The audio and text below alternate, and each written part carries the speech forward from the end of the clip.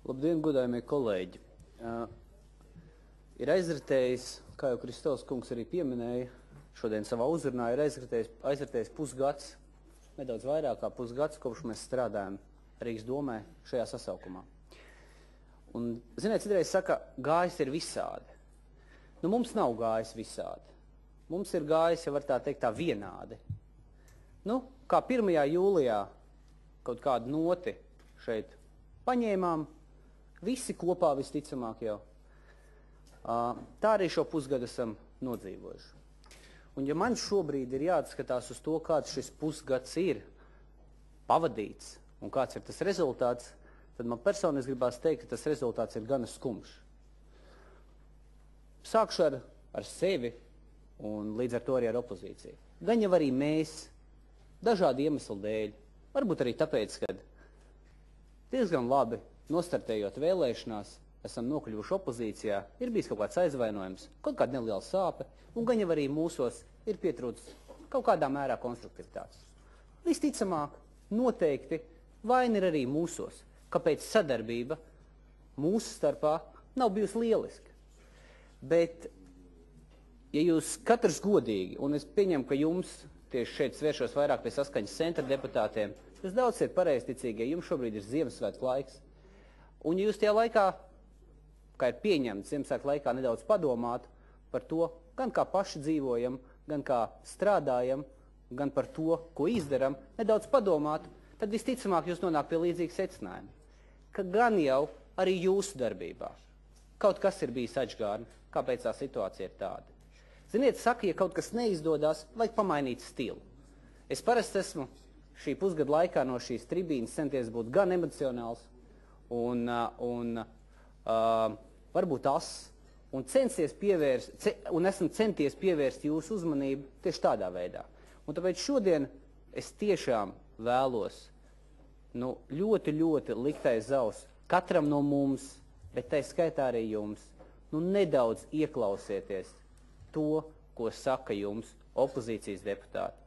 Gan no šīs tribīnes, mūsu domsēžu laikā, gan arī komitejas sēdēs. Kaut kas mums domē stipri iet tādā atžgārnā un nepareizā virsienā.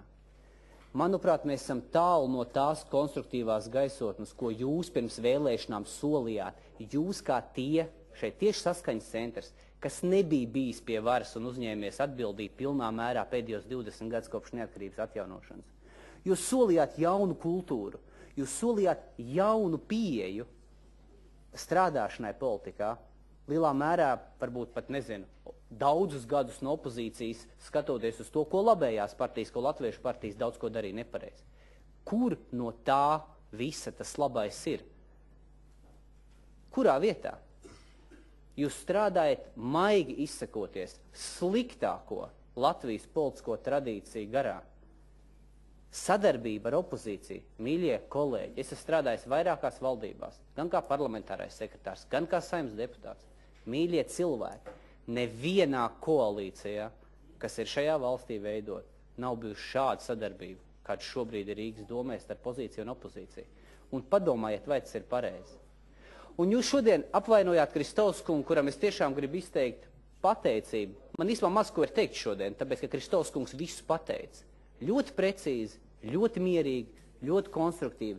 Pateica to, ar ko mēs esam neapmierināti, ar ko liela daļa rīdznieki ir neapmierināti no šīs sadarbības. Bet es jums vienīgais, uz ko gribu jūs aicināt, nedaudz varbūt no tās savas pieaugošās augstprātības un tās lepnības par to, ka mēs esam un mēs valdam. Tā pabajarski valdam. Nedaudz nolaidieties šajā pareizticīgo Ziemassvētku laikā, nolaidieties lūdzu uz zemes un nedaudz paskatieties, ne tikai uz Kristovs kungu, uz mani, bet paskatieties uz sevi.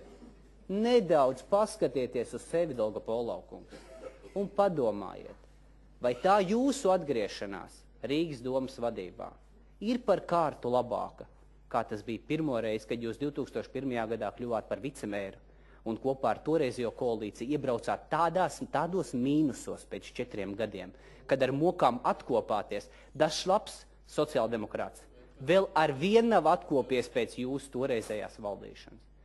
nedaudz padomājiet par to, vai vēl pēc pusgada, es tūlīt beigšu, vai vēl pēc pusgada, skatoties, kā būs aizvadīts domas darbības pirmais gads, tie plusiņi būs vairāk kā mīnusiņi. Šobrīd, man šķiet, mēs ejam tai virzienā, ka būs tikai mīnusiņi.